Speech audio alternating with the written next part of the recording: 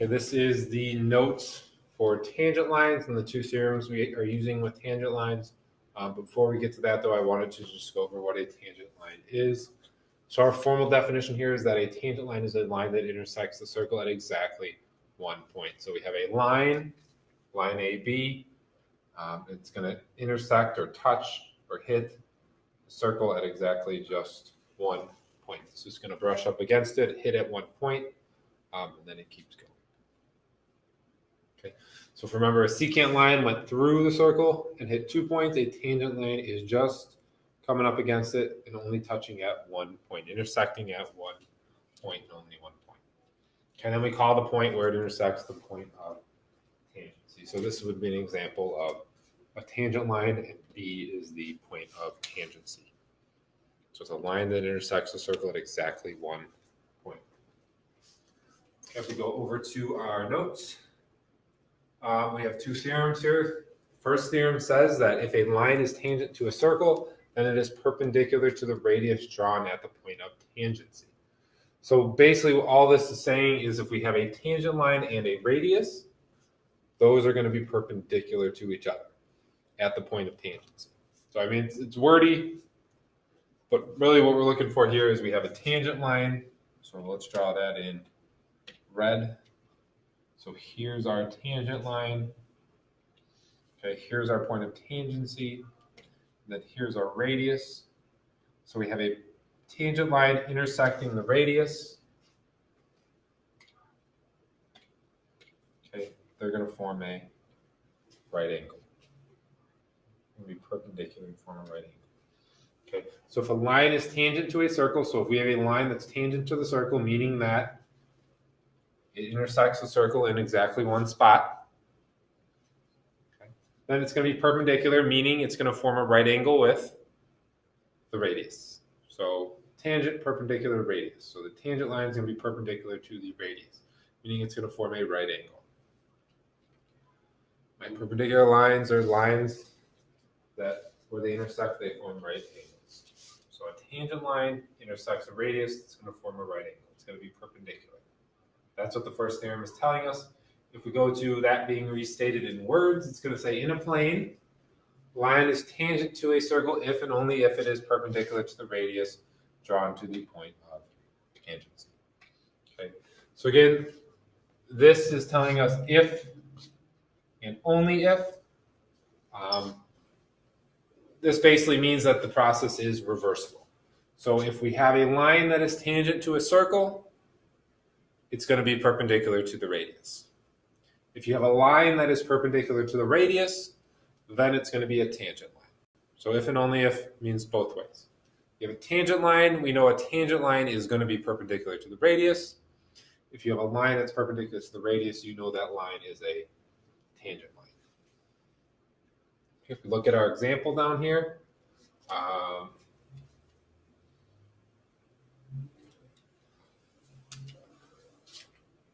so we're going to look for our tangent line. Okay, so line, we can call this xt, line xy, line yt, all those work. I'm just going to call it xy. So line xy is tangent to a circle S. So again, we define circles by the center point, so that's circle S. So if it's tangent to circle S, it's going to be tangent to circle S if and only if it's perpendicular to the radius. So if and only if that line, xy, okay, right? xy is going to be tangent to the circle if and only if xy is perpendicular to the radius S.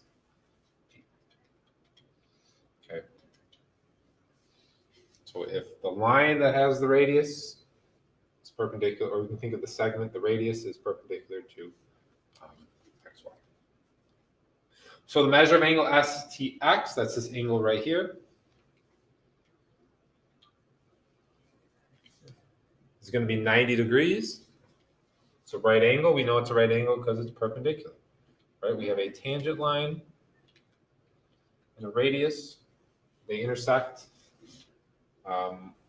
at a right angle. They're going to be perpendicular.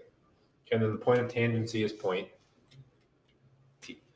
Point T is the point of tangency. Let's go up to the second theorem.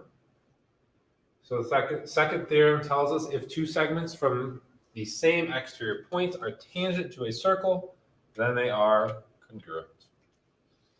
Okay, so here's our example. We have two lines. Let's draw them out. So here's a line. And here's a line.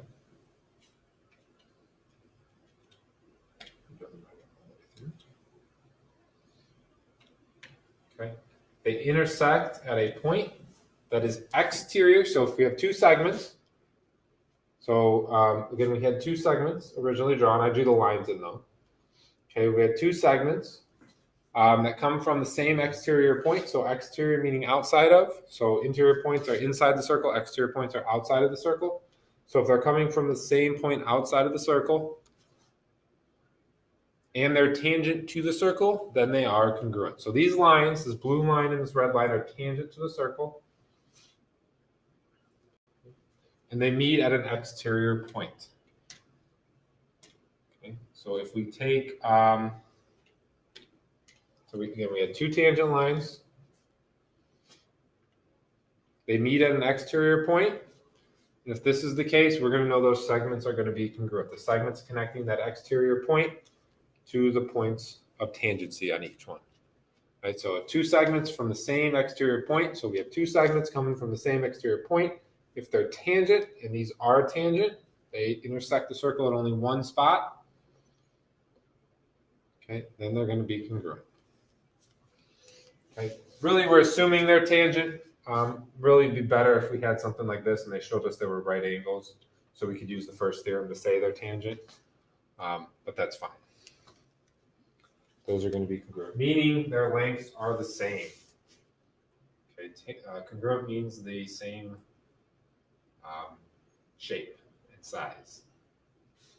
Okay, then if we put that in words, if two segments from the same exterior point are tangent to a circle, then they are congruent. So again, 2 points from the same circle, or two points, two segments are tangent to the same circle and they meet at an exterior point, they're going to be congruent. Okay, and then here's the example we have. If QP and RP are tangent to a circle, so QP, RP are tangent, they meet at an exterior point, so QP is going to be congruent to RP. That's what we put down here, QP, RP. So two segments, right? They're part of tangent lines, so they're tangent to the circle. They meet the circle at exactly one spot, Q and R, and then from there to the same exterior point is congruent segments. So they are, meaning they have the same length. Okay, diagram below to answer the following questions. MC and MZ are tangent lines, or rays that are tangent to circle B. So it's telling us these are tangent. Okay, number one, find the measure of angle BCM. So if we use the first theorem, we know we have, so angle BCM is this angle right here. Okay, if we look at this angle, we know we have a radius and we have a tangent line. Okay. We know from the first theorem that if we have a radius and a tangent line and they intersect, they're going to form a right angle. The measure of a right angle is 90 degrees. Okay. Tangent line, radius, they are perpendicular, so they form a right angle. The radius and the tangent line are perpendicular at the point of tangency. Radius and tangent line are perpendicular, meaning they form a right angle. Right angle is 90 degrees. Find the length of CM. So let's reset. I go to a different color. CM is 5x minus 9. MZ is x plus 7. So here we're going to use the second theorem, which tells us that if we have two segments that are tangent and meet at an exterior point, then those segments are going to be congruent. So we have two tangent lines. They meet at an exterior point, M. Therefore, ZM and CM are going to be congruent, right? The segment between the exterior point and the points of tangency. Okay, if they're congruent, that means their lengths are the same, so we can set those equal to each other. So we would get x plus 7 equals 5x minus 9. Subtract x. 7 equals 4x minus 9. Add 9. 16 equals 4x. Divide by 4, divide by 4. We get x equals 4. But that's not what we're finding in the end. We want to find the length of CM. CM is 5x minus 9. Right? CM 5x minus 9. So that's going to be 5 times 4 minus 9, which is 20, minus 9, which is 11.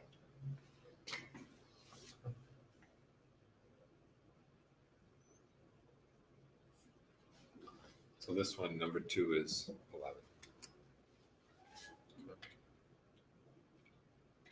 Number 3, find the length of EM if CM is 12 and BC is 5. So CM is 12, BC is 5. Okay, we know that we have a radius and a tangent line, so we know we have a right angle here. This is a right angle. So since that's a right angle, we have a right triangle. Let me just highlight the right triangle for us.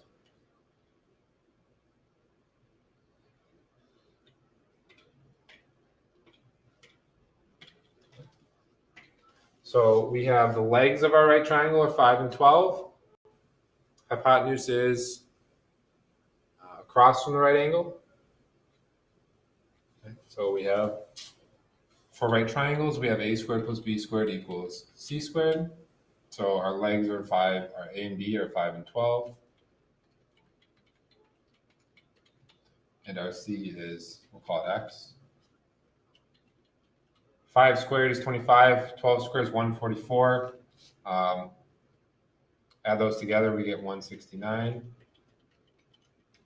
To go to the square, we take the square root. So we get x equals 13. So our hypotenuse here is 13. We're not looking for the hypotenuse, though. We are looking for EM. So we know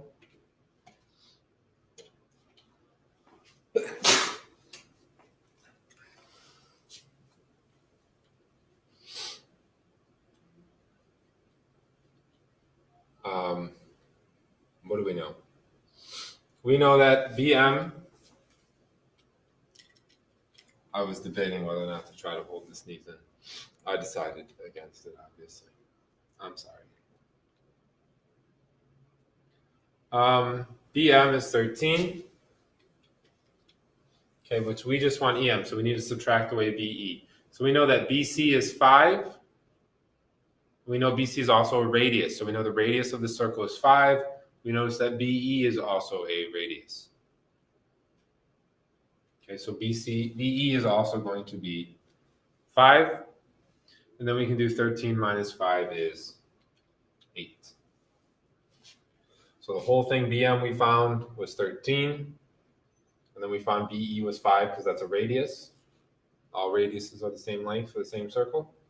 So 13 minus 5 gave us 8. So the length of BM is going to be 8. Okay. Number 4, if the measure of angle CBM is 60 degrees, CBM, that's right, this thing right here, if that's 60 degrees, and CM is 13 root 3, then find the length of BC. So again, We know this is a right angle. Therefore, we have a right triangle. We know all triangles add up to 180. So 180 minus 60 minus 90, we know this is going to be 30. So we have a 30, 60, 90 triangle. We want to find BC.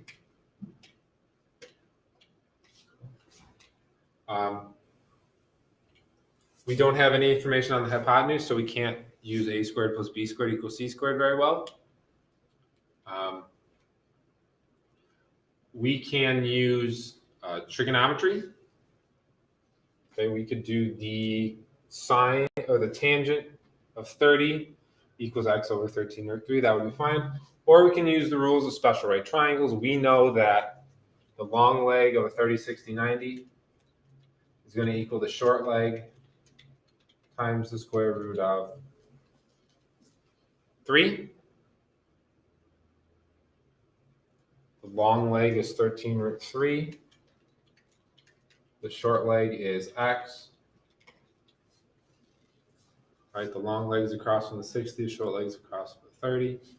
And we can divide both sides by square root of 3, and we get x equals 13.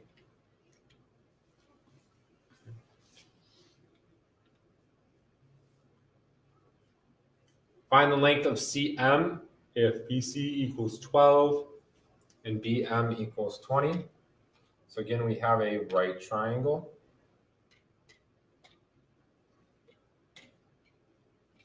So here's our right triangle. We know this is a right angle because it's a radius and a tangent line. The radius and the tangent line intersect to form a right angle. They're perpendicular. Tangent lines and the radius are going to be perpendicular. BC is 12. BM is 20. Let's find CM. So I guess the trick here is that it's not 12 squared plus 20 squared equals x squared. It's the legs of the right triangle squared. Here's our right angle. The legs are adjacent to the right angle. So it's going to be 12 squared plus x squared equals 20 squared. So that's going to be 144 plus x squared equals 400. We subtract 144.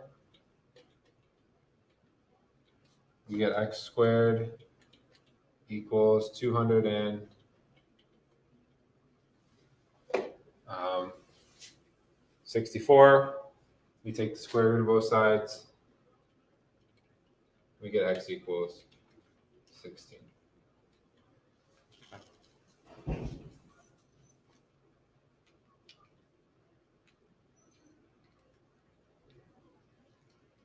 $254, right?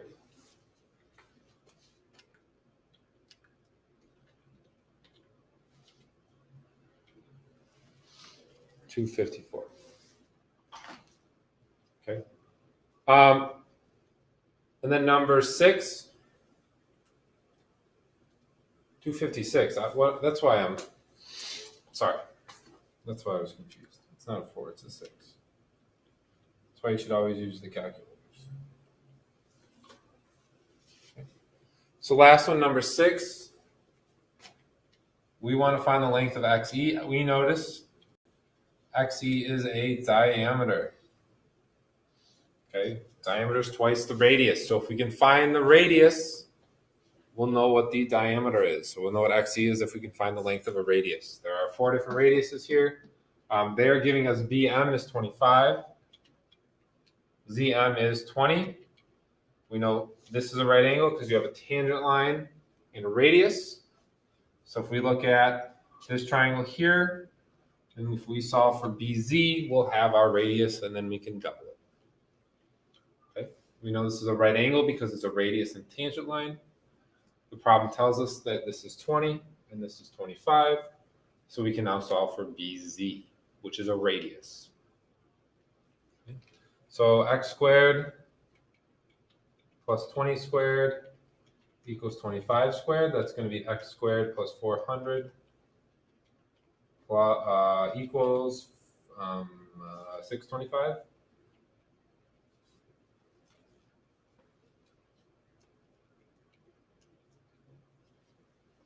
Subtract 400 from both sides, we get x squared equals 225. Take the square root of both sides, and we get x equals 15. So we know BZ is 15, which means that BE is also 15, BC is 15, and BX is 15. So our diameter here then is going to be 15 plus 15. Doubling the radius to get the diameter XE. So XE is going to be 30.